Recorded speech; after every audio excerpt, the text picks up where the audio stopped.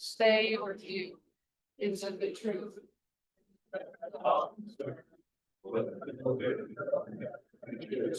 Will it be beneficial to officer? All right, now you may be seated. Yeah, we can get up. All right. Adrian, do we have some guests today? I think we do. And we're excited for Todd. Welcome. It's nice. And Connie finally filled out an application. Oh, she's gonna be really good. And you have kids, seniors, and do you want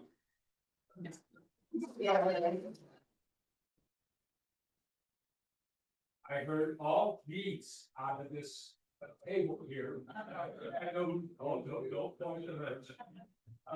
I just want to say, as founder of Seniors for Wellness, thanks very much for your support of all of our activities. We have a Thanksgiving luncheon coming up, which is an annual affair. That has about 180 guests. So we have two seniors. Italians don't use the microphone very well. So I just wanted to say thanks very much for your support, and you've been a very good supporter of ours for, I think, going back, Mary can tell you as much as I can, probably 5 to 6 years, maybe more. So thanks very much. Thank you for the donation as well. Thank you. And I think we have all the slots filled, talkers. I think we have all the slots filled, for our Seniors for Wellness luncheon. But we can all, if you haven't signed up and you want to come, please do, because the more the merrier. And we have a lot of guests there for the luncheon that would love to sit and chat with you. So thank you. Thanks, Vince, for coming. All righty. Whoopsie. Okay, well, today, November 7th, is National Merlot Day. Why? So it's International Merlot Day, not just the United States. So invites wine lovers to enjoy the smooth charm of this beloved red, known for its soft texture and rich fruit flavors. So if you have wine today, there's a reason. Okay, we have a lot of stuff going on. Today, we have the backpacks that we're packing right after this meeting at Wild Game at 8:30. November 14th, we have a youth services meeting. November 18th, we have a Rotary Wildfire Ready meeting. November 19th, we have the ISC meeting. November 20th, we have the board meeting. So all those meetings, anybody that has a red badge, please don't say there's not a meeting you can attend, because I'm pretty sure there is. And then the 21st, we have the Seniors for Wellness Thanksgiving luncheon, and December 11th, the holiday party. And I believe Katie sent out the sign up genius for that. She did. Yeah. So please, that will be in the minutes to the link to that, but please sign up as early, if you can early, just so we can get a head count. It should be a fun night. All right, around town and around our district, November 8th and 9th, this weekend, we have the alternative gift fair at the Evergreen Lutheran Church. November 27th is when we start the bell ringing for Salvation Army. As you can see, Dave's all ready for it. Thank you, Dave, for your music this morning and display out there. December 14th is Cocktails for a Cause at Mary Ann's house. And we have information on that. And then for you pickleballers, January 31st, I see you, Chuck.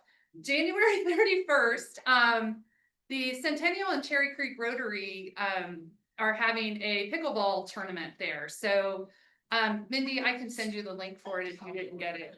But we can sign up, and it's all levels, and it's going to be in Centennial, I believe. So anyway, I just thought I'd put that out there. It'd be something fun in the winter to do. Likely indoors. All right, birthdays, Hopefully. Rita. Birthdays. Do. I'm glad people are here today. So we have a lot of November birthdays. November 10th is Michelle coming up. November 11th is Mark Whipple. November 13th is Dory Painter. November 14th is Chuck Adams. So, and we have November 14th also is David Stansberry. He's here today too. So we have two at the back table there, Rita. Gary McKay is November 18th. Judy Downs is November 21st. I don't think she's here today.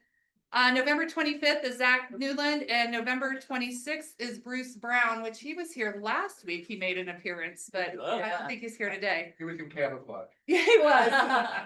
Yeah, it's Barb. Gail? Is it Gail's birthday? Oh, Gail, I'm so sorry. November 26th is Gail's birthday too. Gail. I think you got everybody except for Gail. So happy birthday, November birthdays. And then we have anniversaries. We have quite a few. Larry Kane is here today and he's been here 28 years. Thank you, Larry. Hannah Holt has been 24 years. And she's on. I don't see her either. Ann Moore.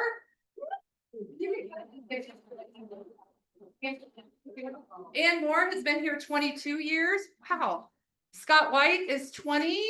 Scott, is he here today? No. Fitzy has been here 16 years. Anna Harry, 12 years. Rita Carver, 11 this month. Give yourself a cupcake. And we have Brenda, who's has been here 9 years. Where's Brenda? In the back by Gail. Thank you. And then Davis has been here 8 years. So thank you guys for being here. That's quite a list and quite a lot of years that we've had members. So thank you. Brenda is in the back by Gail. All right, some Rotarians in the wild. We've had some people out and about. So here are the Kreiders in Morocco. That's not a Photoshop. That's actually where they are. We had some people, I believe, at the chamber event.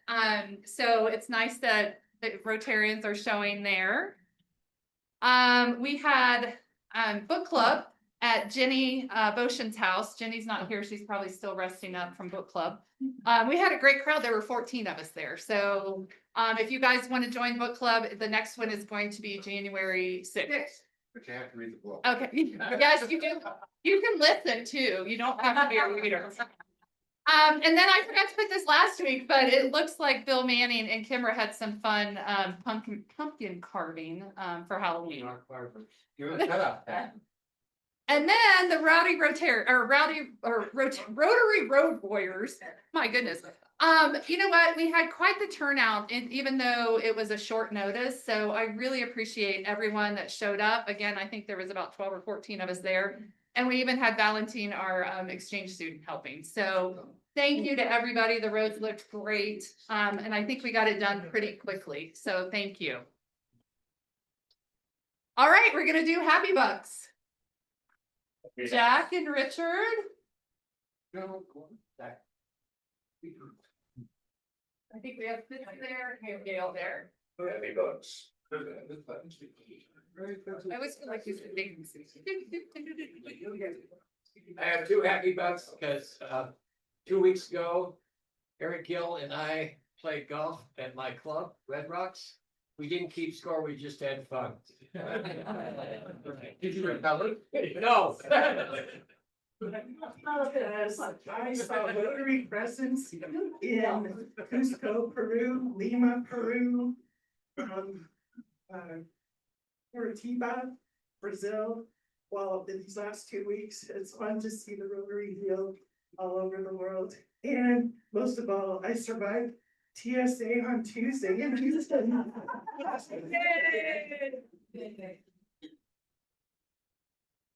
My happy buck, or actually I have 30 happy bucks. 30 years ago today, Tallgrass opened its doors.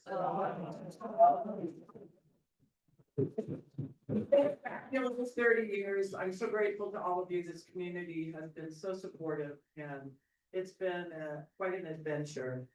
Next Thursday, the 13th, at 5 o'clock, 5 to 6:30, we're having a little party at Tallgrass. So you guys are all invited if you'd like. We're asking people to donate $30 and we'll split the money to either EAPL, Evergreen Animal Protection League, or Wild Aware, animal focused. So if you'd like to come, let me know so we can make sure we have enough drinks and food for you. Okay, thank you. Thanks, Cal.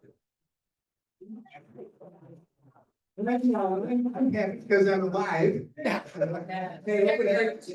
opened heart surgery 6 weeks ago, and I'm especially thankful for the response of the club. I mean, so I got cards and well wishes and all kinds of things, so thanks for that. You're welcome. I had a great conversation with a past member yesterday. We talked for about an hour. And if this guy was up here at the podium, many of you know the way he got up here every Friday morning and went, "Good morning, Evergreen Rotary." Nathan Teagarden says hello to everybody, and he really misses everybody. He is now in Switzerland. And if I'm gonna get his address, so if anyone wants an address to send him a note or an email address, I'll pass it on. Of course, I have no cash. It's gonna be an IOU. I'm grateful for two things. One is, as I was driving here this morning, the elk herd was crossing the highway. And I absolutely love that this community has that to look at and appreciate these gorgeous animals and the whole herd. And the second thing, I want to give a shout out, the community with the sorting process for the veteran backpacks yesterday afternoon. My 4-year-old granddaughter joined in and loved it. But what an amazing community that cares this much. So I'm grateful for this community.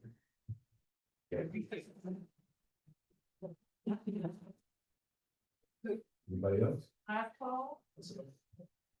We'll get you your IOU. Yeah, right. I'm grateful for it. Yes. All right, lots to be happy about today. Okay, Todd. Gosh. Good morning, everybody. Sit down. We kind of gotten away from talking about Veterans Day, Memorial Day. It's kind of easy to just pass by it, but we at least acknowledge the members in our clubs that served in service. So if you stand up, if you were in the service.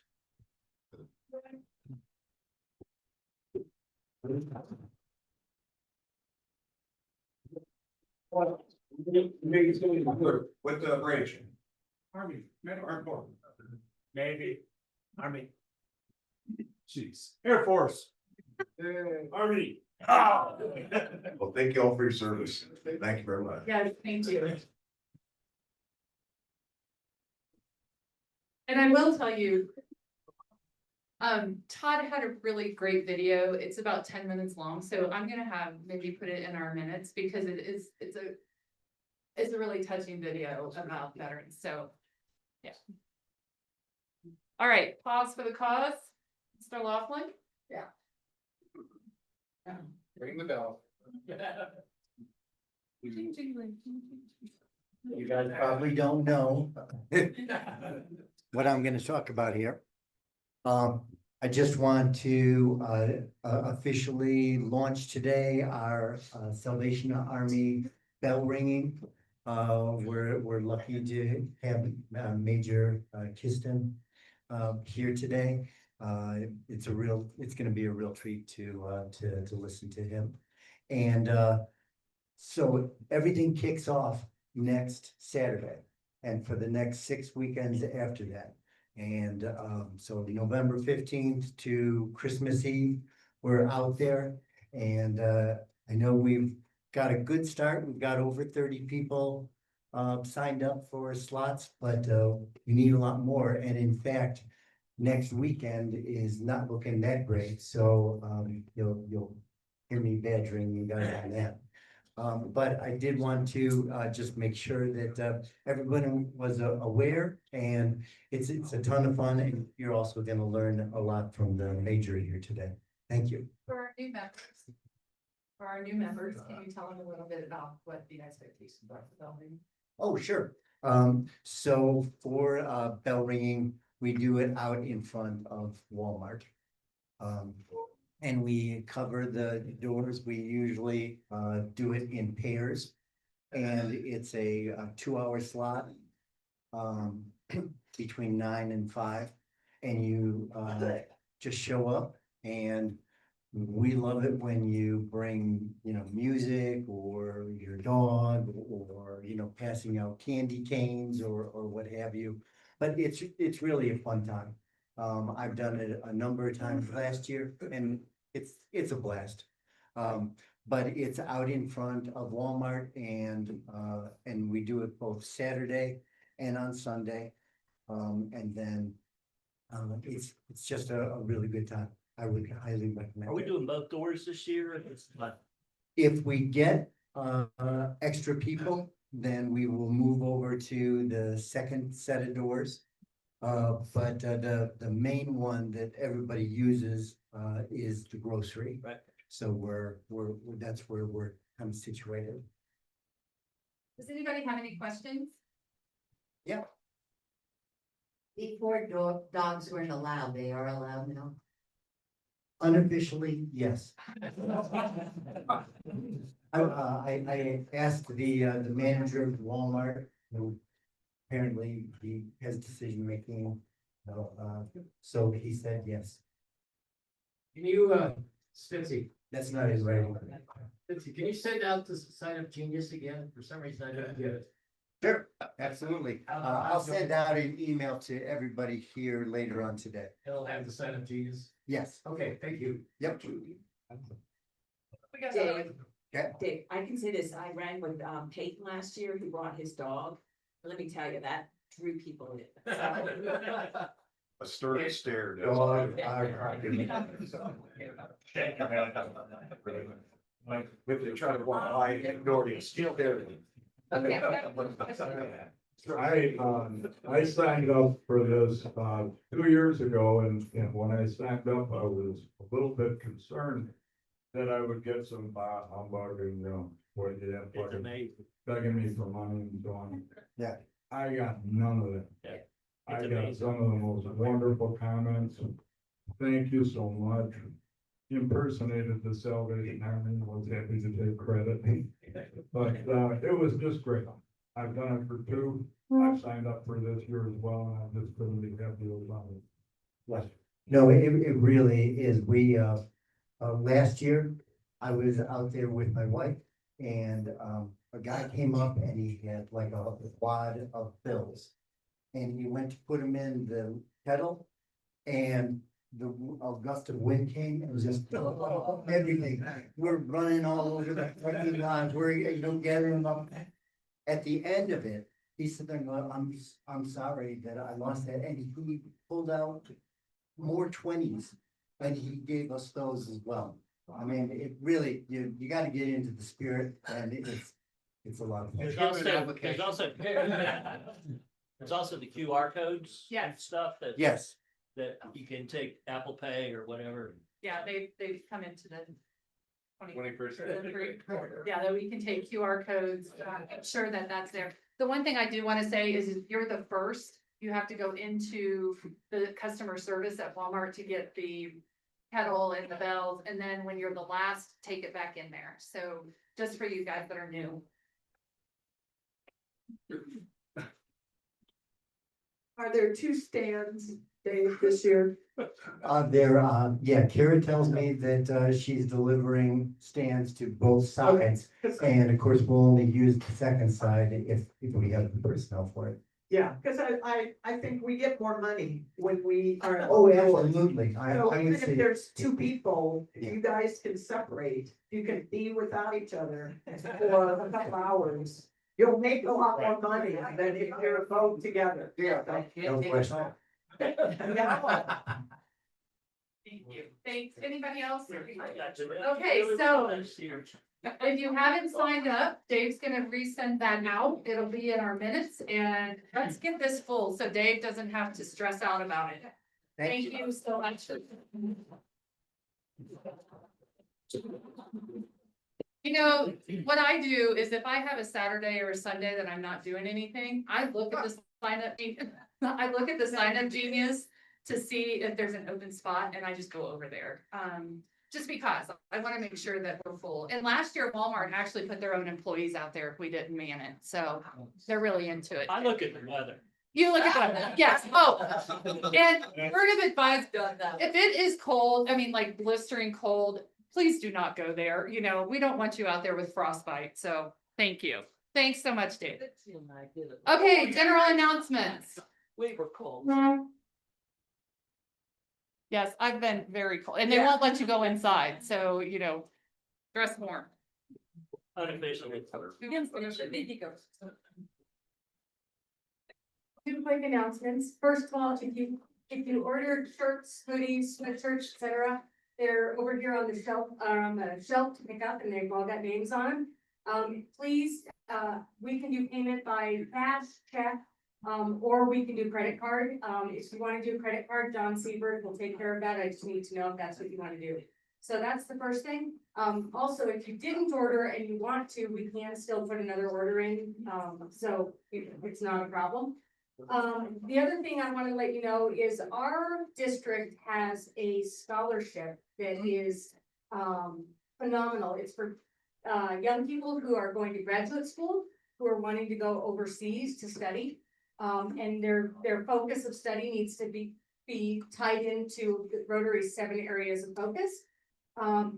I can tell you there are not many applicants this year, so if you know a young person who is interested in studying graduate work overseas, please either let me know or go on our district website to get the application. It does have to be somebody who is not immediate family of a current or past Rotarian. So it has to be somebody outside of the Rotary community. But there's up to $30,000 available, so it's a phenomenal scholarship opportunity. And applications, I believe, are due November 24th. So it's a really quick application. I can tell you, I've never seen a scholarship application that's this short that gives you this much money. So keep it open, keep your eyes open for anybody who might be a good candidate. Just one right there. So last Friday, I was here with my friend Ellie Kaya from Tanzania. And so this is the flyer for the what do I call it? Cocktails for a Cause, right, on December 14th. But I just wanted to share something. She went to the airport yesterday. She made it. She's going back east because she's got a lot of partners back there that are taking her around. And she sent me this WhatsApp message, and she said she calls me mom because she is my now adoptive Tanzanian daughter. But she said, I've been invited to have a private meeting at the World's Affairs Council with the ambassador of Sweden.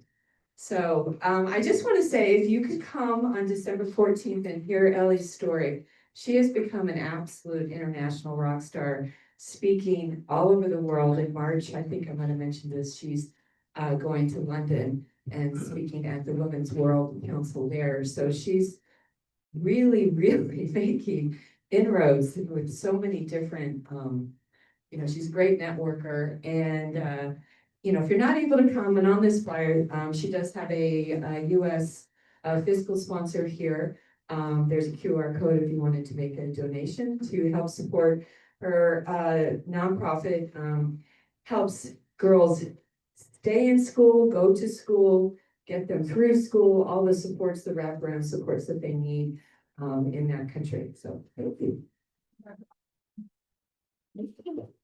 I'm gonna interrupt Barb, come up here. You have not been here for a couple of weeks, but we did acknowledge you being inducted to the Women's Business Hall of Fame a couple of weeks ago. So congratulations.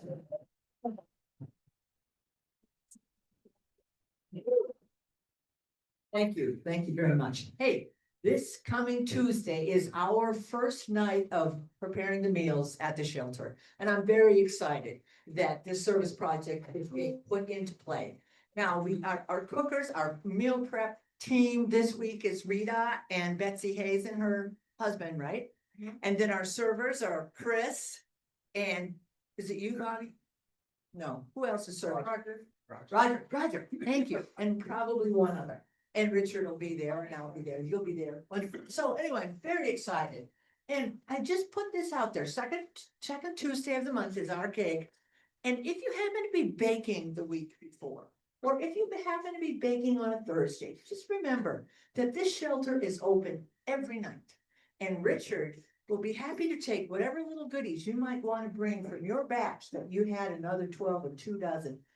He'll take them to the shelter. They will thoroughly enjoy them.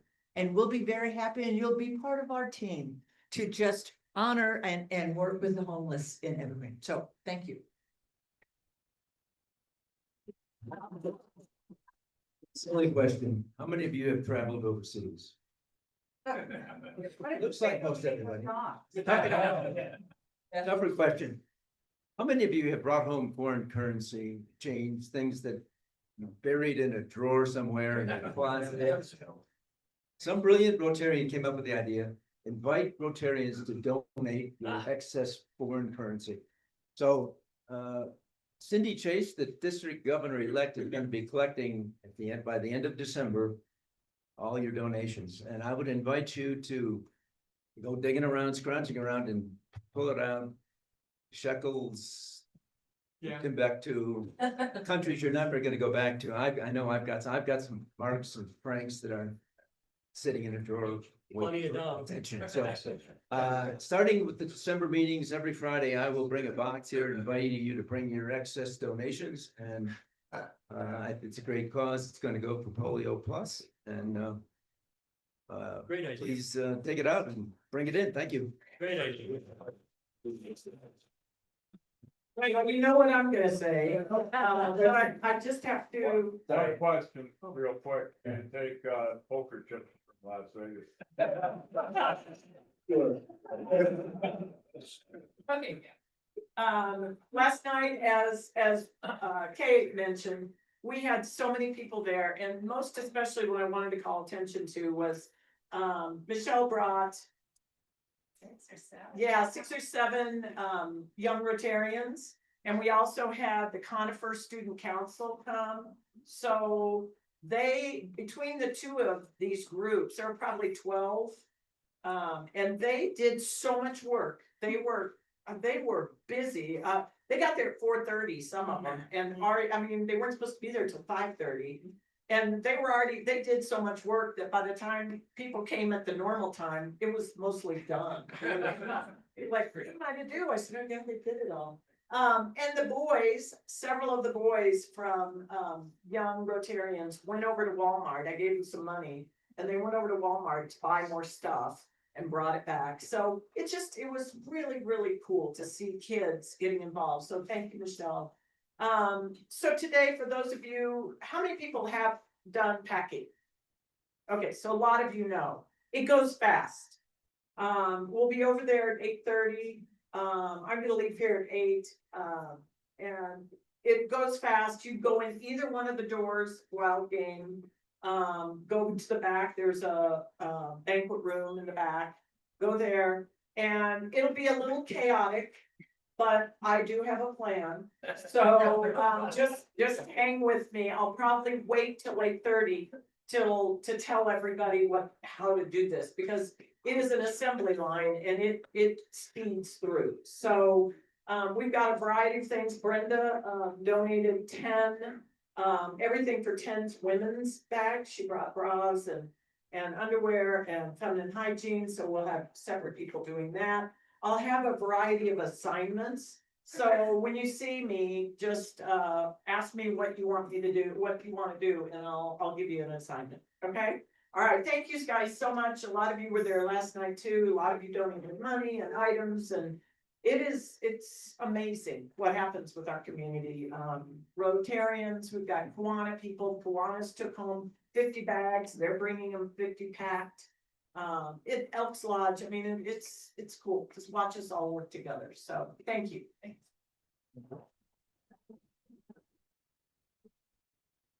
Fastest announcement you've ever heard me make. I am Kurt Harris's point of contact for any donations to Rotary International or even Rotary, our Rotary Foundation.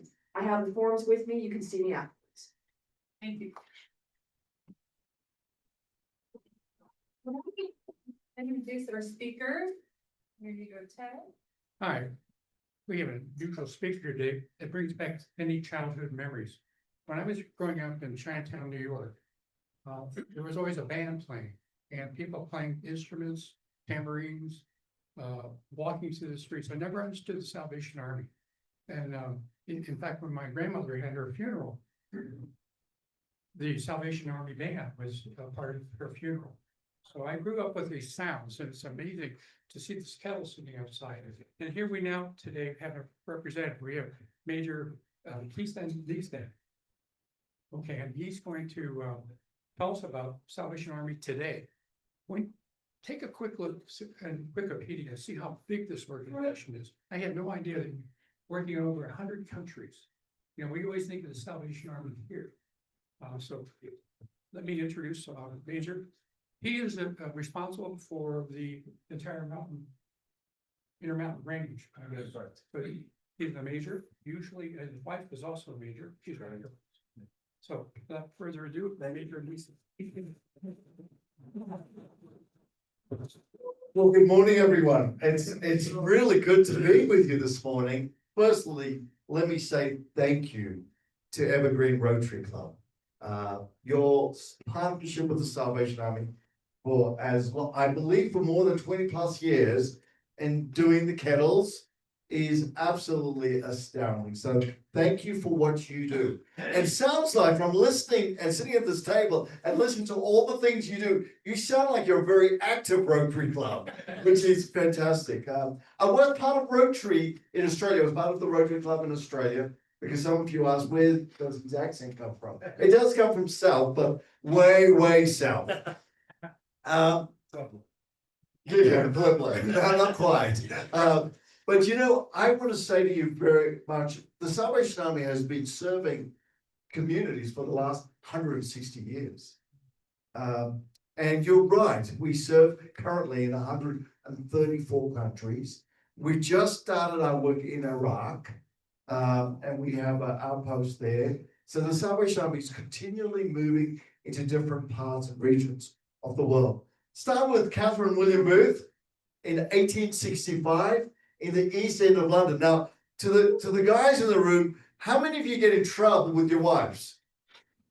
Some of you are bold enough to say yes. Some of you are silly enough to say yes. Well, that's what happened with Catherine William Booth. William Booth was in an established Methodist church, serving as a function as a minister of faith. And his wife didn't like the fact that the established church in the East End of London stopped serving suffering humanity. They said, well, we're only for the privilege or the nobility. You had to meet a certain criteria to be a part of the church. And she said to William, we're not going to have any of this. So she got up in the middle of the meeting, addressed all of these very noble Englishmen and told them, we're not standing for this. And William lost his job that day. And so he ended up recognizing that people that live on the margins of life need just as much faith and hope, a warm meal, clothes on their back, as those that were part of the church. And so we broke away from the established Methodist church, and that's when the Salvation Army started. So that's just a little history, right? Taking you back to the 1800s. But let me talk about some of the things why I'm a part of the Salvation Army. Well, I grew up in South Africa, apartheid South Africa. I don't know if you recognize or remember, some of you may. I speak to a lot of younger crowds and they have no idea what I'm talking to. So I feel at home here.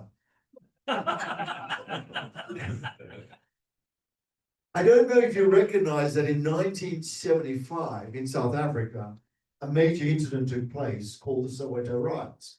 Does anyone recall the Soweto riots? Some of you do. Because America was very much involved in responding and reacting to the Soweto riots. But I was a little boy in South Africa at the time when the Soweto riots took place. I was only a couple of years of age. And the Soweto riots was a point in history where hundreds of students lost their lives. It was when the South African government in 1975 mandated that every child learn Afrikaans. And a young boy, Hector Peterson, 12 years of age, revolted and said, I will not learn the language of my oppressor. Gathered his colleagues, his schoolmates, 12 years of age, and decided to march out of the classrooms of Soweto. And that day, as he marched down the streets of Soweto, South African police killed more than 300 young children. My father was a young man with two little boys, my brother and myself, and he said, if a country will kill its own children, what future does a man have in this country? So we migrated to Australia in 1981. Now remember what happened in 81? There was a little bit of a recession in the world, an economic recession. Well, my father was a proud business owner, owned his own business in South Africa. But in those days, when you left the country, the way you were kept in South Africa, you weren't allowed to take anything with you. You weren't allowed to, your bank accounts were frozen. Your possessions were limited. So he left everything he had, found himself in Sydney, Australia. Now that's another story, but I don't have enough time to tell you about that story. But when we arrived in Sydney, Australia, in 1981, in May of 81, economic recession, he struggled to find employment. And as the little money he had left was dissipating at a rapid rate, we were standing on the streets of Sydney and Broadway, and a lady walked past us and said, you know what, you look like you're struggling. But I want to tell you that the Salvation Army can help. And she pointed us to the local Salvation Army. We walked several miles, got to the local Salvation Army, and my father met the young captain of the Salvation Army, and he helped. He provided us with some of the basics, and my father said, now that's Christianity with its sleeves rolled up.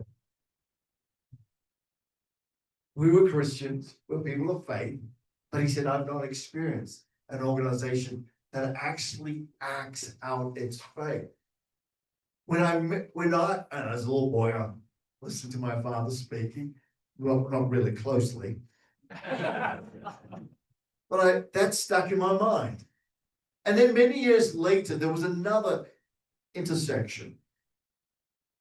Now, so Australia has not had much gun violence. In fact, it has had very minimal. And it was a result of this particular incident.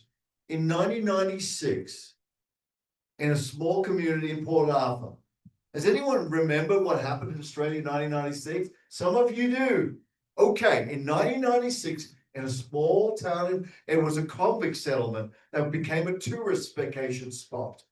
And a lot of people went down there to see all of the history of Australia when Captain Cook arrived in Australia, made his way around. But one of the things we did in Australia that is not very proud is we took a lot of the indigenous people from the mainland of Australia and relocated them to Tasmania.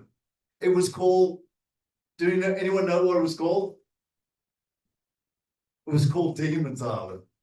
And so a lot of indigenous Australians, Aboriginal individuals, were relocated. So they were there, 1996, for a vacation to look around.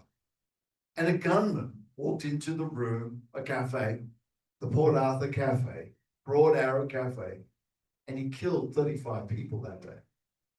Now, my father and mother were in that cafe that day. And my dad tragically lost his life. But once again, something incredible took place. The Salvation Army was on our doorstep, providing us support, emotional support, spiritual support, physical support. Now, as a young man observing this reality, I recognized this is something that I want to give my life to. If an organization can continually stand up for those that are hurting, those who are broken, those that live on the margins of society, then that's a Salvation Army that I'm willing to commit to. So I stand here today as a part of this organization, more than 18 years later, as a Salvation Army officer, because I believe that the Salvation Army is still committed to making a difference in the lives of men and women and children. And I'm thankful for the partnership you bring to the table. Just yesterday, I was in Salt Lake City in Ogden, where we opened up a seniors apartments, 55 senior apartments, for people that need hope. Now, I know you understand what I'm saying, but you can be in a crowded room like this and still be alone and feel broken. The greatest disease we face as a society is loneliness, isolation, devoid of community. So one of the things the Salvation Army continues to do is provide community. Yes, it's in the forms of shelters, and it's in the forms of addiction centers, and it's in the forms of homeless facilities and AIDS facilities, but it's providing community. People need a place where they belong, where they feel loved, where they can feel accepted, where they can be valued for just who they are. And so that's one of the things we try to continue to do. Here in the United States, the Salvation Army is the largest shelter provider out of any other nonprofit. But that comes with challenges, right? We also, one of the primary responses we have in Denver, we have a men's rehabilitation facility as well as a women's rehabilitation facility. It's the best known secret in town. No one knows about it. It's a 125 bed facility for men, and men who come in and stay in our program for 6 months. Last Christmas, I was at our graduation seeing 6 young men go through the 6-month drug and alcohol rehabilitation program. And as the graduation was going on, a man got up and interrupted. I thought, oh, okay, it's a little bit unusual. He said, can I say a few words? And of course. It's always dangerous when you let people have a few words on a microphone. But he got up, you know this too well at Rotary, right? Yes, of course you do. He got up and he said, I've just driven all the way from Dallas to come here tonight. And it was in December. So you know the roads are not great in December. He said, the reason I'm here today is my son called me and told me he was graduating from the Salvation Army. He goes, I don't even know what the Salvation Army does, really.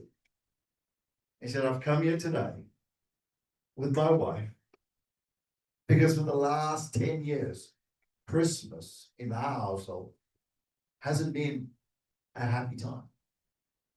Because we've had a child that we had no idea where they were. We did not know whether this child of ours was alive or dead. We were waiting for that phone call to tell us someone had found him and he had gone and he is no longer on this earth.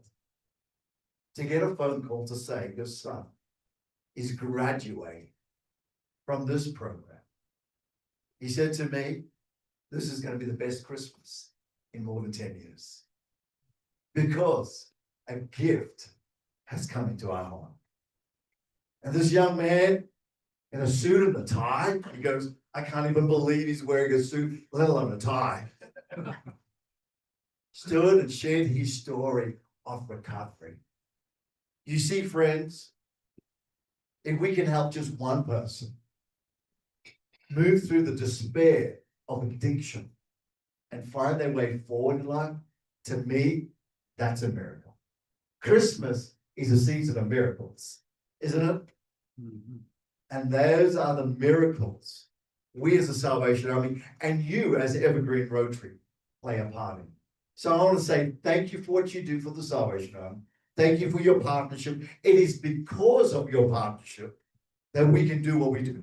We also have a women's rehabilitation facility in Cottonwood, just there in Golden, for those who live in Golden. And it's a 30-bed facility. And just last Sunday, I got a chance to speak to these women and share with them a little bit of hope and hear their stories. It is remarkable, the transformation that's happening in the lives of men and women. So thank you. God bless. Thank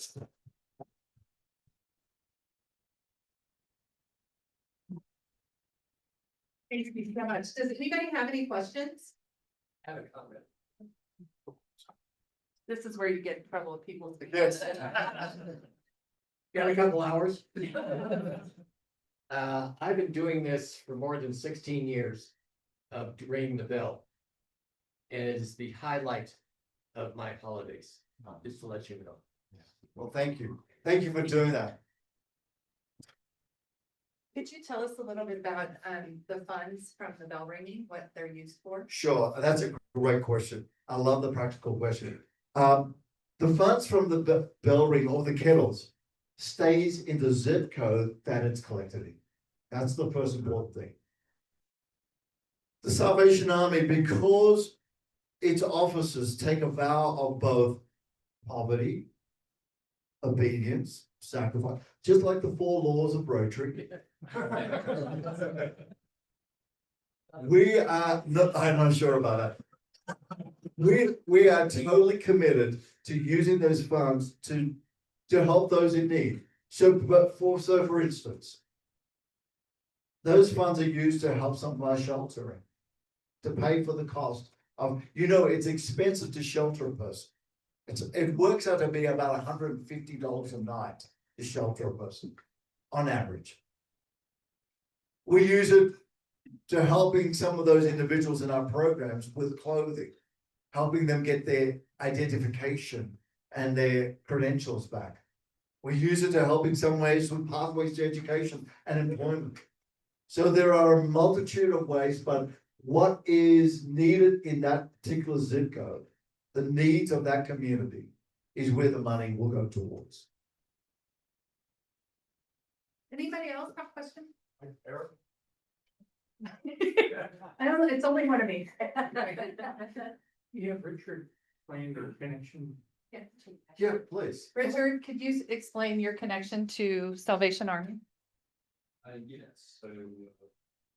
It's like. Right now, I'm the chairperson of the local Salvation Army committee of Evergreen. So after with Vince, who's here as well, we're on the board, and Dave is a new who's doing the bell ringing. So yeah, we're very blessed to be on the board. Thank you for being here. Thank you. We appreciate Richard and his team. They do a great job here. Thank you.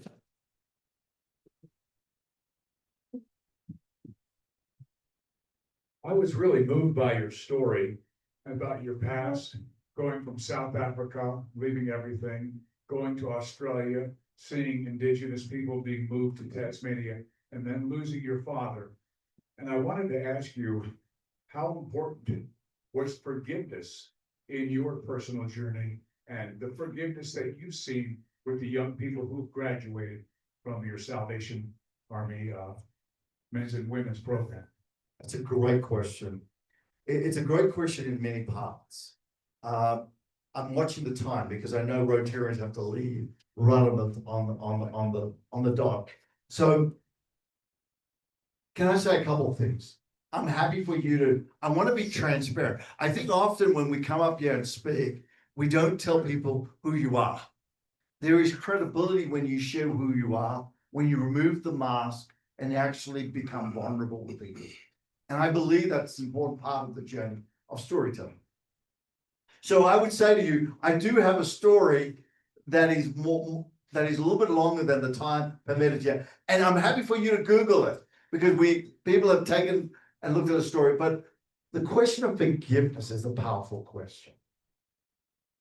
So when Martin Bryant, who's the man that murdered my father in 1996 on April 28th, I remember it like yesterday, Tina.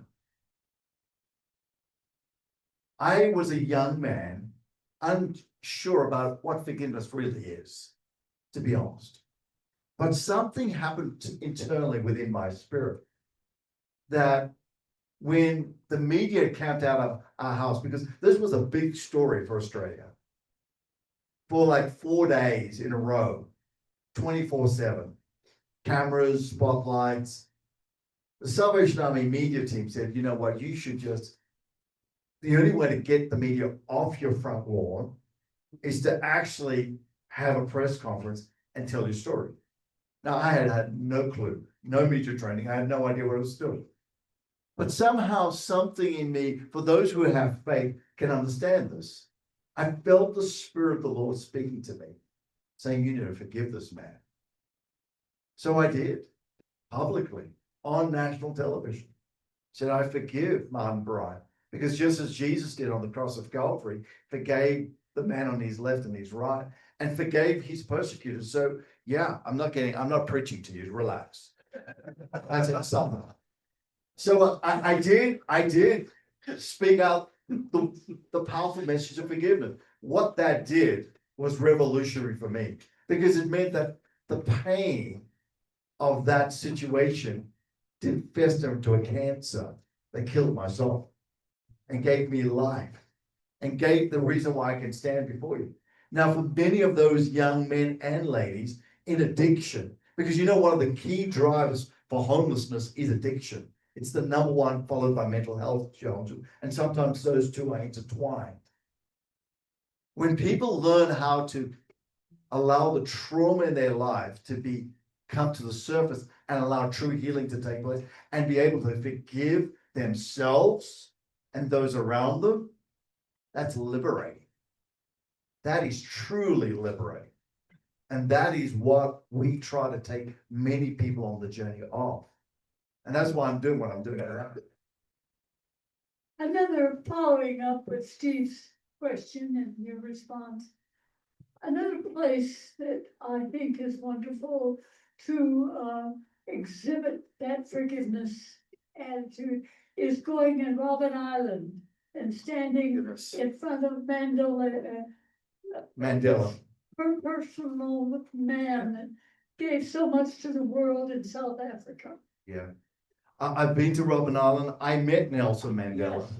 And Nelson Mandela is one of my heroes. Nelson Mandela said something that was really powerful on his inauguration. He said the greatest challenge for mankind is not that you are powerless, but that you are more powerful than you realize. Isn't that powerful? Anyway, sorry. You're getting me on I love talking to you. I'm going to talk to you more later. How do you work with the government, with the rehabilitation and the programs that you put in place at 6 months? Is there a relationship with local government? So, great question. The program is completely free of charge. We get no government funding for it, or limited government funding. I'll be honest with you. If I can get all of my programs in the 4 states that I currently oversee without government funding, I think we as a Salvation Army would be better off. That is my goal. I think government funding comes with too many strings attached. It comes with too many, I don't know about you, but can I be candid? Right. Let me be candid with you. I work with the city of Denver, and I find it to be most complicated. I've actually spoken to the city, and in fact, if you've been watching some of what the Salvation Army has done in Denver, we've closed 3 of our shelters. That's what I was asking. And the reason I closed those 3 shelters is working with city governments is cumbersome. The politics, the nonsense that we got to go through. I'm not willing to play politics. why I asked that. People's lives are more important than politics. So we are withdrawing our response from working with cities, governments, and other politics, because I just think we have too many critical things to do. So, yeah, so our drug and alcohol rehabilitation programs are not government funded. They're privately funded. And I'm thankful to those generous private donors that support our work that way. I'll take you an extra 2 days, Dave. Okay, thank you so much Thank for you. being here. I appreciate it. My privilege. And as Rotary is trying to eradicate polio, we will donate 60 vials of the vaccine in your name for being here. Oh, thank So you. Thank you. I appreciate that. Thank you.